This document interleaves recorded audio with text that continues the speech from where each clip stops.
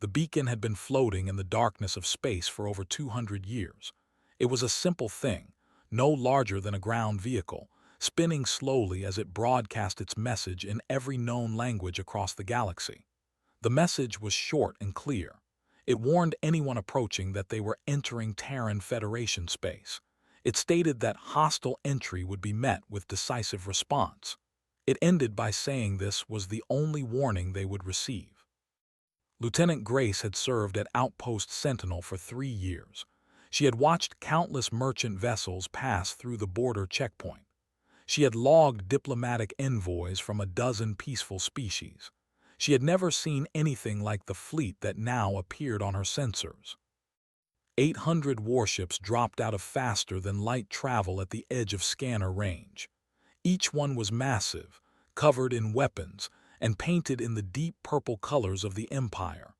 Grace felt her heart beat faster as she opened a channel to Commander Daniel. Was an older man with gray hair and calm eyes. He had served in the Terran Navy for 30 years before taking this quiet posting at the border. He looked at the sensor data and his expression did not change. He had been expecting this day for a long time. The Empire had controlled over 2,000 star systems for the past 3 centuries. They had conquered every species they encountered without meaningful resistance. Their technology was advanced, their population numbered in the trillions, and their military had never known defeat. Now they had turned their attention toward human space. A communication request came through from the lead vessel. Grace opened the channel, and the image of Ambassador appeared on screen. There were tall beings with 4 arms and skin that shifted colors based on their emotions. Skin was a confident shade of gold as she looked at the 2 humans with obvious amusement. She introduced herself and stated that the Empire was claiming all human worlds as new territories. She explained that humans could either surrender peacefully and become servants of the Empire, or they could resist and be destroyed. She gave them one standard day to respond. Listened to the entire message without interrupting. When finished, he simply nodded and asked Grace to send the standard response. Grace transmitted the same message the beacon had been broadcasting for 2 centuries. She added a single question at the end, asking if the required assistance understanding the warning. Skin flashed red with anger before returning to gold. She laughed and said that humans were either very brave or very stupid. She explained that they had scanned human technology and found it unremarkable. Human ships were slower than vessels. Human weapons were weaker. Human numbers were smaller by a factor of thousands. There was nothing humans could do to stop what was coming. Thanked her for the information and closed the channel. Grace looked at her commander with wide eyes. She asked what they were supposed to do now. 800 warships were sitting at their border, and Outpost Sentinel had exactly 12 personnel and no weapons larger than personal sidearms. Told her to send an evacuation order to all civilian vessels in the sector. Then he told her to transmit a full report to Earth Command. After that, he said they would wait. Grace did as she was ordered, though her hands were shaking. She had heard stories about what they did to conquered species. They did not simply rule over them. They broke them completely, using them as labor until they had no more value and then disposing of them. Hours passed. The fleet remained at the border, waiting for the human response. Ambassador sent several more messages demanding surrender, each one more impatient than the last. Ignored them all. On the flagship Eternal Dominion, Admiral was growing frustrated. He was a veteran of countless conquests, and he had never encountered a species that responded to threats with silence. His advisors suggested that humans might be so primitive that they did not understand the danger they faced. Found this explanation unsatisfying but could think of no better one. High Priestess stood beside the Admiral, watching the small human station on her display. She served as the spiritual leader of the fleet, blessing their conquests in the name of supremacy. She had blessed hundreds of invasions before this one, but something about the human response made her uneasy. Every species they had conquered showed fear when faced with the Armada. Some begged for mercy. Some launched desperate attacks. Some tried to flee. The humans did none of these things. They simply sat there, repeating their warning as if the 800 warships were not even a concern. Ordered the fleet to advance. The beacon had annoyed him long enough. He commanded his weapons officer to destroy it. A single pulse of energy lanced out from the flagship and struck the beacon.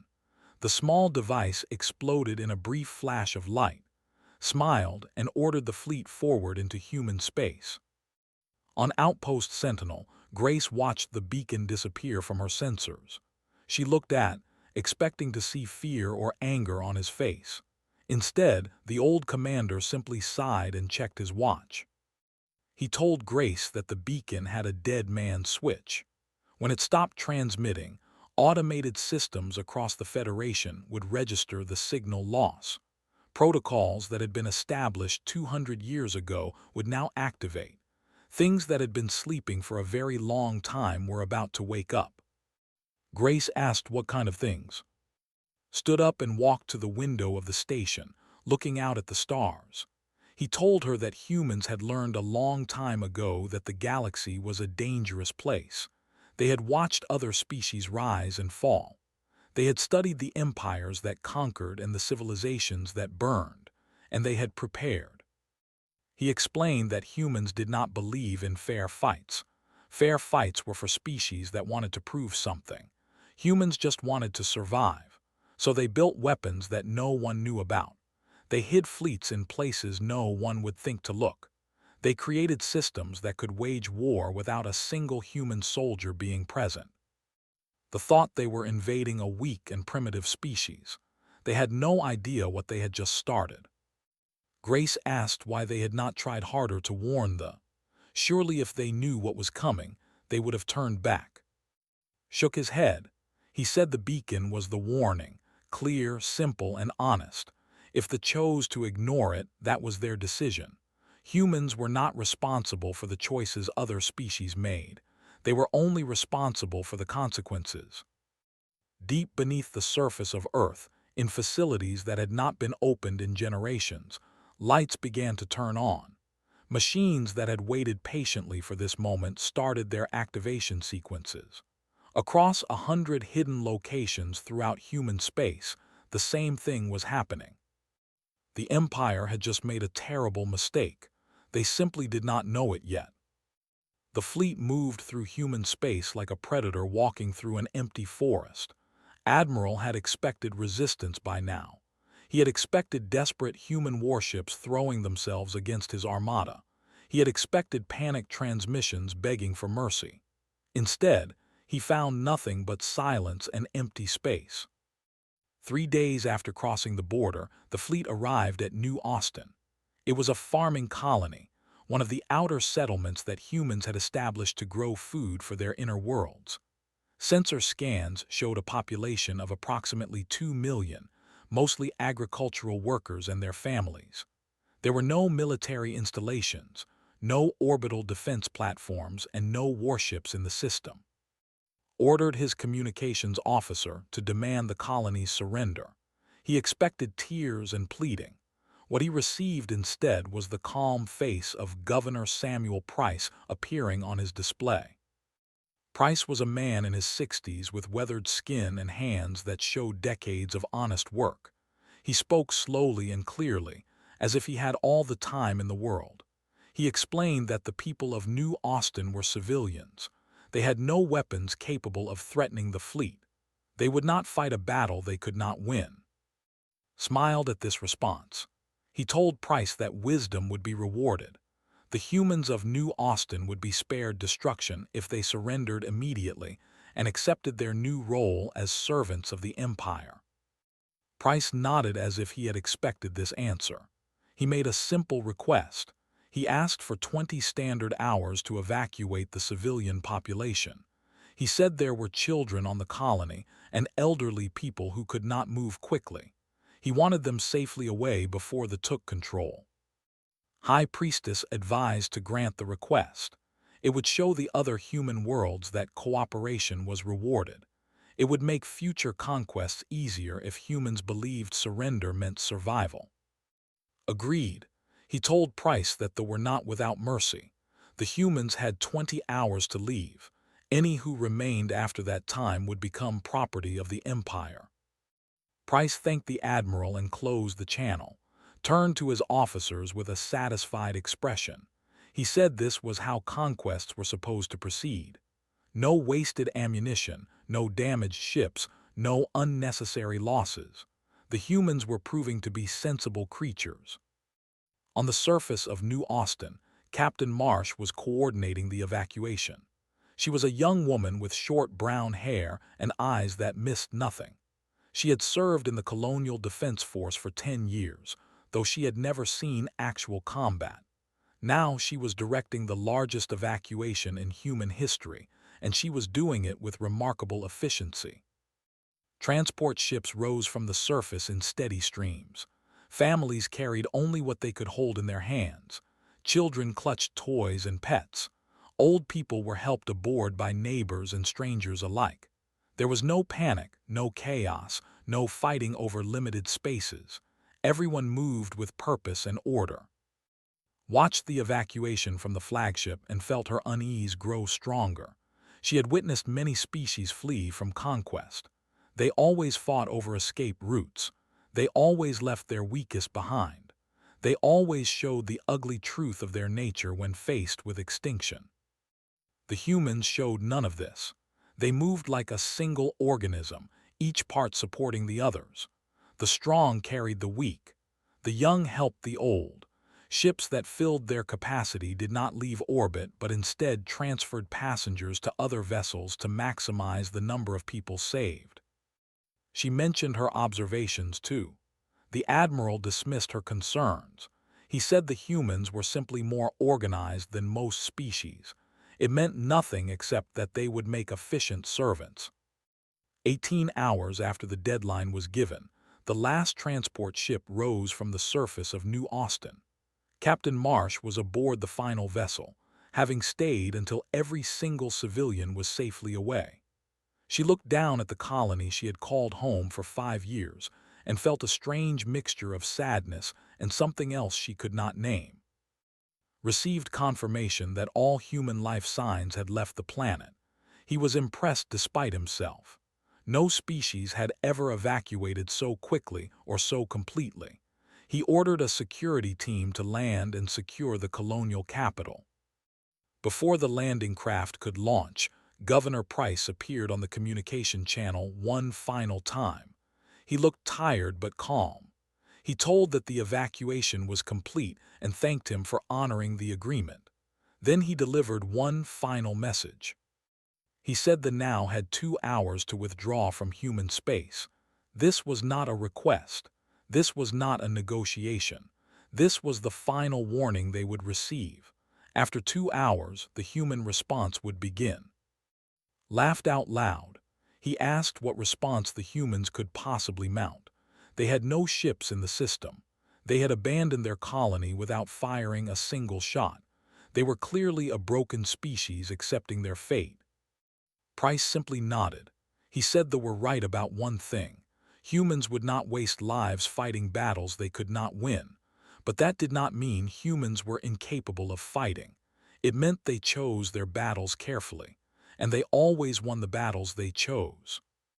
The channel closed, ordered his fleet to proceed deeper into human space. New Austin was secured. The next target was a mining colony 3 days away. The conquest was proceeding exactly as planned. 2 hours passed. Nothing happened. Felt vindicated. The human warning had been empty words from a defeated people. He retired to his quarters to rest before the next phase of the campaign. Remained on the bridge, unable to shake the feeling that something was terribly wrong. She had studied the humans during the evacuation. She had watched their faces as they left their homes. She had seen something in their eyes that she could not identify. It was not fear. It was not despair. It was not resignation to their fate. It was patience. The same kind of patience a hunter shows when waiting for prey to walk into a trap. She was about to voice her concerns when the sensor officer shouted in alarm. The planet below was showing strange readings. Energy levels were rising across the entire surface. The readings did not match any known weapon signature. Looked at the display and watched as New Austin began to glow. The light started at the northern pole and spread across the surface like fire consuming paper. Within seconds, the entire planet was shining brighter than the local sun. She understood then what the humans had done. They had not abandoned their colony out of fear. They had evacuated their people so they could use the planet itself as a weapon. The explosion came before she could speak. New Austin converted from matter to energy in a single instant, releasing more destructive force than they had ever witnessed. The blast wave struck the fleet with the fury of a dying star. 400 warships were destroyed immediately. The remaining vessels were thrown across the system like leaves in a storm. The flagship survived only because it had been positioned at the rear of the formation. Stumbled onto the bridge, his face pale with shock. He demanded to know what had happened. Could only point at the display, where the planet New Austin no longer existed. In its place was an expanding cloud of energy and debris. The humans had not fled in fear. They had simply moved their people out of the blast radius. And now, half the invasion fleet was gone. The conquest had just become a war, and they were beginning to realize they had no idea what kind of enemy they were facing. Emperor the 14th sat upon his throne and listened to the reports from the human front with growing disbelief. His invasion fleet had lost half its strength in a single moment. A farming colony had been turned into a bomb powerful enough to destroy 400 warships, and now strange things were happening across his empire. Communication relays were going dark without explanation. Military outposts were failing to report in. Supply convoys were vanishing without a trace. His advisors had no answers. His generals had no solutions. His priests offered only prayers that seemed to go unanswered. The emperor demanded to know how humans had infiltrated space.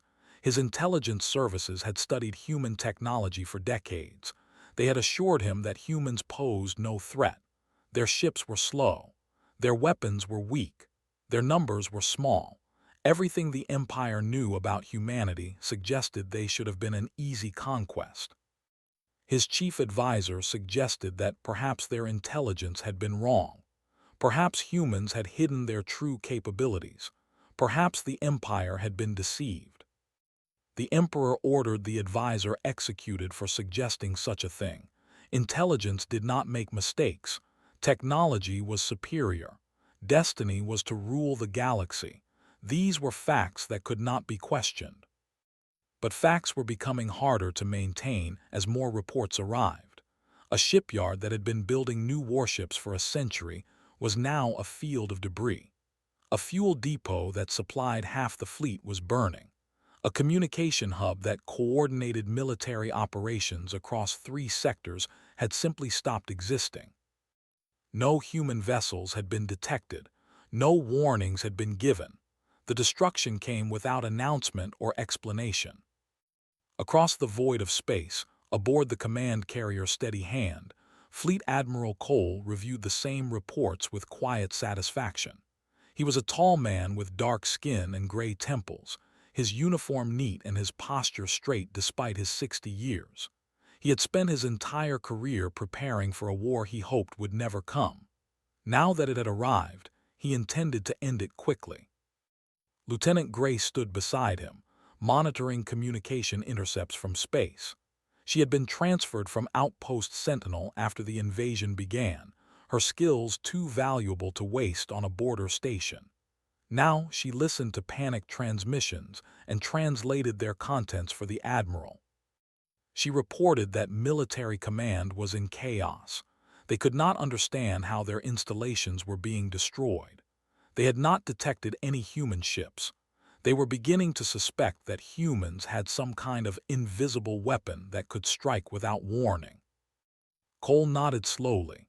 He explained that humans did have invisible weapons in a sense. They were called autonomous systems, machines that could travel through space, hide in asteroid fields, and wait for years until they received activation codes. Machines that could identify targets, calculate attack vectors, and execute strikes without any human involvement. They had been surrounded by human weapons for decades. They simply had not known to look for them. Grace asked how many of these systems were active. Cole told her that he did not know the exact number. The program had been running since before he was born. Conservative estimates suggested there were several million autonomous weapons scattered throughout known space. The thought was terrifying. Grace had grown up believing that humanity was a peaceful species, focused on exploration and trade rather than warfare. Now she was learning that her civilization had been preparing for galactic war since before first contact. Cole sensed her discomfort. He explained that peace was not the absence of weapons. Peace was having enough weapons that no one dared to attack you. Humans had learned this lesson many times throughout their history. They had simply applied it to a larger scale. A communication request came through from space. It was Emperor himself, demanding to speak with whoever commanded the human forces. Cole accepted the call. The Emperor appeared on screen, his four arms crossed in a gesture of authority. His skin was a deep shade of purple, indicating barely controlled rage. He demanded to know who Cole was and by what right he attacked the glorious empire. Cole introduced himself calmly. He explained that he was Fleet Admiral of the Terran Federation Navy, authorized to conduct military operations in defense of human space. He then stated that he was not attacking the Empire. He was responding to an unprovoked invasion of human territory. The Emperor dismissed this distinction. He said they had every right to expand their territory. Every species they encountered either submitted or was destroyed. This was the natural order of the galaxy. Cole agreed that it had been the natural order. He then explained that humans were changing the natural order. Effective immediately, any species that attacked human space would face complete military destruction. Not conquest, not occupation, destruction. The Emperor laughed at this threat. He said humans were a small species with a handful of worlds. They controlled thousands of systems and trillions of citizens. Even with their surprise weapons, humans could not hope to defeat such numbers. Cole did not argue. He simply asked the Emperor to check his military status reports. He suggested looking at the shipyards, the fuel depots, the communication hubs, and the ammunition factories. He recommended checking how many of them were still functioning. The Emperor's skin flickered through several colors as he consulted with advisors off-screen. When he returned his attention to Cole, some of the arrogance had left his expression. Cole continued his explanation. He said that everything they had lost so far was the result of automated systems. No human soldiers had been involved. No human ships had fired a single weapon. The entire destruction of military infrastructure had been accomplished by machines following programs written generations ago. He then made his position clear. If the Emperor wished to see what human soldiers could do, he only needed to continue his aggression. But Cole advised against it. Machines were efficient but impersonal. They destroyed military targets according to predetermined criteria. Human soldiers were different. Human soldiers got angry, and angry humans were creative in ways that machines could never match. The Emperor demanded to know what terms humans would accept for peace. Cole said there would be no peace. There would only be the complete elimination of the threat. The Empire had attacked human civilians. Human doctrine required that this could never happen again. The only way to ensure that was to ensure the Empire ceased to exist. The channel closed. Grace looked at Cole with a mixture of awe and fear. She asked if he really intended to destroy an empire of 2,000 worlds. Cole shook his head. He said he intended to destroy an empire. The worlds and their people would remain. Only the power structure that had ordered the invasion would be eliminated. Humans were not in the business of genocide. They were in the business of removing threats. He gave orders to the fleet. Phase 2 would begin in 12 hours. They had chosen their path. Now they would walk it to its end. The military collapsed in 3 days, not through direct battle, but through the systematic elimination of everything that allowed them to fight. Shipyards that had built warships for centuries vanished in nuclear fire. Communication networks that coordinated fleets across thousands of light years went permanently silent. Fuel production facilities that powered the entire Navy burned without anyone to extinguish the flames. Admiral limped back toward the heart of the Empire with his surviving ships. Of the 800 vessels that had crossed into human space, fewer than 200 remained. Most of those were damaged beyond combat effectiveness. His flagship Eternal Dominion had lost half its crew and most of its weapons. He was not retreating in good order. He was fleeing like a wounded animal seeking shelter. High Priestess had stopped blessing the fleet.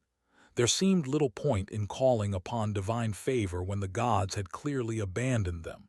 Instead, she spent her time trying to understand what had happened.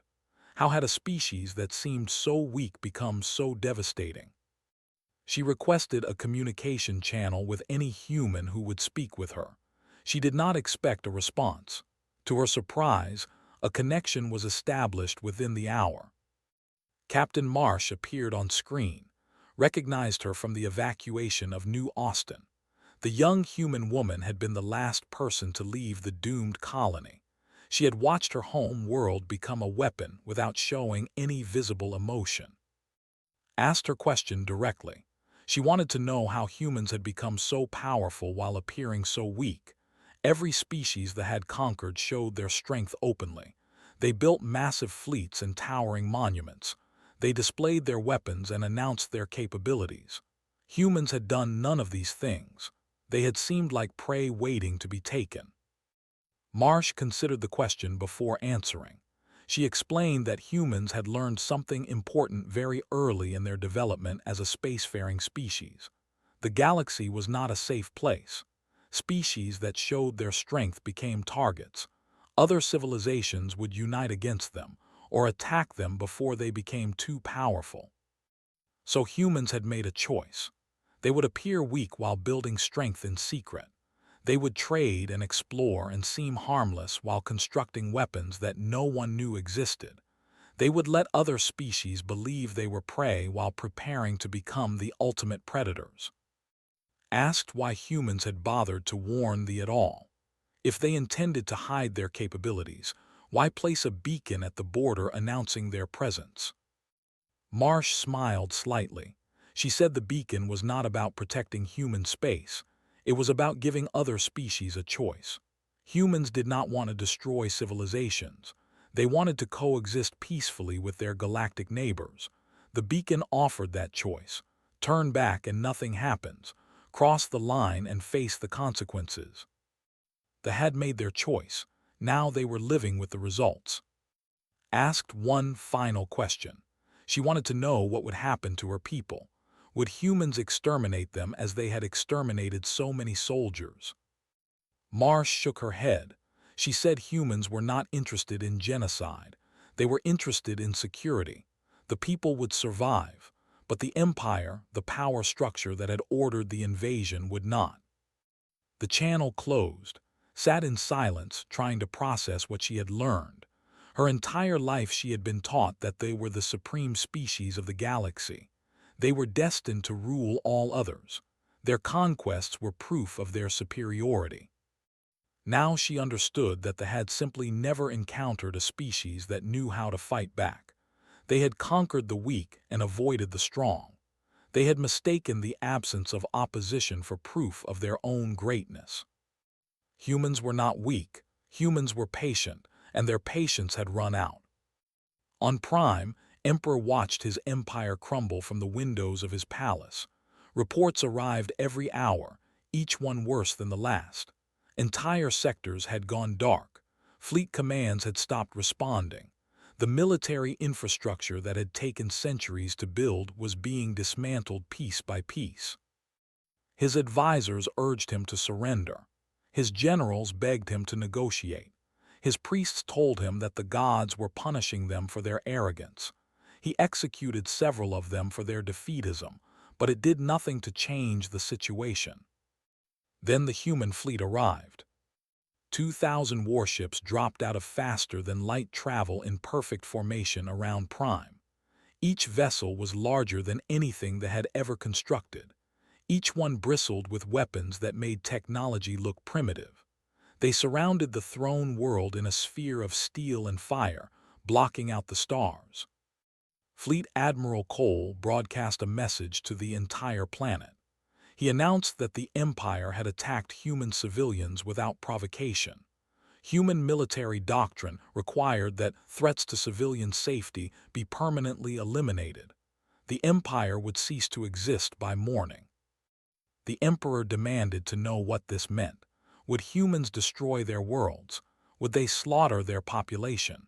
Would they reduce civilization to ashes? Cole explained that humans were not destroyers. They did not wage wars of extermination. They were something they had never considered. They were gardeners who removed weeds. The empire would end. The military would be dissolved. The ruling class would be removed from power. But the people would survive. They would be allowed to build a new society, one that chose cooperation over conquest. The emperor refused to accept these terms. He declared that they would rather die than submit to human rule. He ordered his remaining defenders to attack the human fleet. The attack lasted less than 10 minutes. The few ships that remained were disabled, not destroyed. Their crews were transported to the surface unharmed. The human fleet had not come to kill. It had come to demonstrate that resistance was pointless. As dawn broke over the capital city, human soldiers landed on the palace grounds. They moved through the corridors with quiet efficiency, securing each room without firing a shot. The palace guards surrendered without resistance. They had seen what human weapons could do. They had no desire to experience it firsthand. The emperor was found in his throne room, surrounded by his personal guard. He demanded to be treated with the dignity befitting his station. The human commander, a woman named Colonel Sarah West, informed him that his station no longer existed. As of this moment, there was no empire. There was only a collection of worlds that would need to find a new way forward. The emperor was taken into custody along with every member of the ruling council. Across the empire, the same scene repeated itself. Military leaders, government officials, anyone who had supported or ordered the invasion was quietly collected by human forces that seemed to know exactly where to find them. By the time the sun set on Prime, the empire that had ruled 2,000 worlds for 3 centuries had simply ceased to exist, and in its place, something new was beginning to take shape. 10 years had passed since the fall of the empire. The galaxy had changed in ways that no one could have predicted. Where once there had been conquest and subjugation, there was now something resembling peace. It was not a perfect peace, but it was real. Grace stood on the balcony of the Terran embassy on Prime and looked out at a city transformed. The massive military monuments that had once dominated the skyline were gone, replaced by parks and schools and medical centers. The streets that had been patrolled by soldiers were now filled with ordinary citizens going about their daily lives. She was ambassador now, the official representative of the Terran Federation to the former territories. It was a position she had never expected to hold. 10 years ago, she had been a communications officer at a remote border station. Now she was responsible for maintaining relations between humanity and a civilization of trillions. The transition had not been easy. When the empire fell, many had expected chaos. A society built on conquest and domination for 3 centuries did not simply become peaceful overnight. There had been resistance movements, criminal organizations that tried to fill the power vacuum, and religious extremists who believed humans were demons sent to punish them. But humans had been patient. They had not tried to rule directly. Instead, they had provided support while the people built new institutions for themselves. They had offered education, medical care, and economic assistance without demanding anything in return except a commitment to peace. It had worked better than anyone had hoped. A generation had grown up knowing humans not as conquerors but as helpers. They had learned that cooperation was more profitable than conquest. They had discovered that their species could achieve more through trade than they had ever achieved through war. Entered the balcony and stood beside Grace. The former high priestess had become the speaker for the people, an elected position that made her the voice of her civilization in dealings with other species. Her skin, which had once shown only the colors of authority and anger, now displayed softer shades that Grace had learned to associate with thoughtfulness and hope. They had become friends over the years, an unlikely connection between two beings from species that had once been enemies. Had asked endless questions about human history, trying to understand how such a young species had become so formidable. Grace had answered honestly, sharing stories of human wars, human failures, and human recovery. Today they were expecting a visitor. A young historian named had requested an interview with both of them for a documentary he was creating about the war. The documentary would be broadcast across the former empire and beyond, reaching billions of viewers who wanted to understand what had happened and why. Arrived with recording equipment and a nervous energy that reminded Grace of her younger self. He was part of the first generation born after the fall, raised in a world where the empire was history rather than reality. He had grown up with human teachers and human friends. The war was something his grandparents talked about, not something he had experienced. He asked his questions with the earnest curiosity of someone seeking truth rather than confirmation of existing beliefs. He wanted to know why humans had responded with such overwhelming force. He wanted to understand why they had not simply destroyed after what the Empire had done. Grace explained that humans had nearly destroyed themselves many times throughout their history. Wars, environmental disasters, and social collapse had brought them to the edge of extinction more than once. Each time, they had learned something important. Destruction created nothing but more destruction. The only way to break the cycle was to choose a different path. The goal of the human response had never been to punish it had been to remove the threat they posed. Once that threat was eliminated, there was no reason to continue fighting. Humans did not gain anything from killing people who could not hurt them. They gained much more from helping those same people become productive members of the galactic community. Added her perspective. She said the humans had given her people something the Empire never could. They had given them a future that was not built on the suffering of others. For 3 centuries, they had conquered because they believed it was the only way to survive. Humans had shown them a better way. Asked about the memorial ceremony scheduled for later that day. It was the anniversary of the destruction of New Austin, and a ceremony would be held on the rebuilt planet to honor those who had died. Would be attending as a representative of her people. Grace nodded. She said the ceremony was important for both species. It reminded humans of what they had lost and why they had fought. It reminded them of the consequences of the choices their ancestors had made. Both peoples needed to remember if they were going to build something lasting together. The interview concluded and left to prepare his footage for broadcast. Grace traveled together to New Austin, now green and alive again after a decade of terraforming. The planet that had been sacrificed as a weapon had been reborn as a symbol of renewal. Admiral Cole was there, retired now and walking with the careful steps of an old man. He had overseen the reconstruction personally, spending his final years ensuring that the world he had ordered destroyed would live again. It was his way of making peace with what he had done. Approached him during the ceremony and asked if he regretted his actions. Cole thought carefully before answering. He said he regretted that his actions had been necessary. He regretted that they had not heeded the warning. He regretted every life lost on both sides of the conflict. But regret was different from guilt. Humans had not chosen the war. They had only chosen to end it. Given the same circumstances, he would make the same decisions again. The alternative was allowing his people to be conquered and enslaved. No leader worthy of the title would accept that fate. Understood. She had spent 10 years studying human psychology, and she had come to appreciate their particular blend of compassion and ruthlessness. Humans genuinely wanted peace. They genuinely cared about other species, but they would never allow that caring to make them vulnerable. They would help anyone who needed it and destroy anyone who threatened them.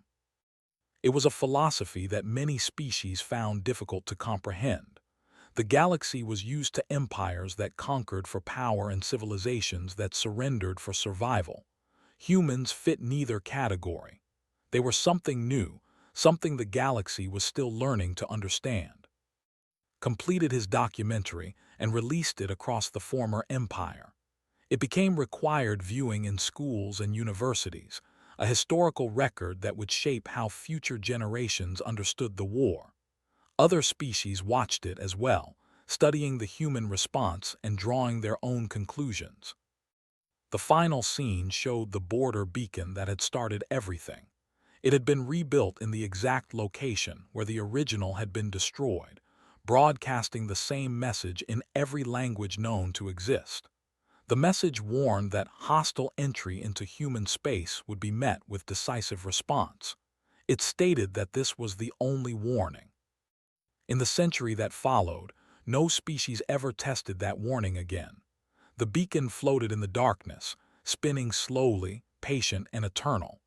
Behind it, human space stretched across hundreds of worlds where billions of people lived their lives in peace. They had never wanted to be conquerors. They had never wanted to be feared. But they had learned long ago that survival sometimes required terrible things. The beacon was their promise and their threat, offered freely to any species wise enough to understand. Turn back and nothing happens. Cross the line and face the consequences. The choice was always theirs to make.